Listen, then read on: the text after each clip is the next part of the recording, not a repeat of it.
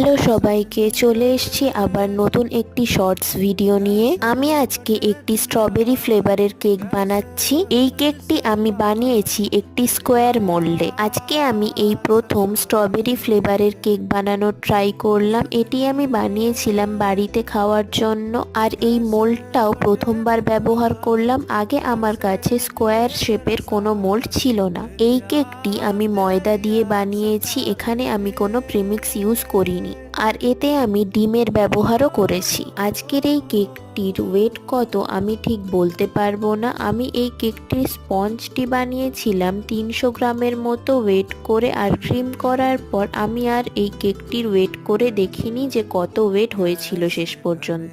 এই কেকটির ভিডিওটিকে আমি দুটো পার্টে ভাগ করেছি। এটা হচ্ছে প্রথম পার্টটা, আর সেকেন্ড পার্ট তাড়াতাড়ি আসছে।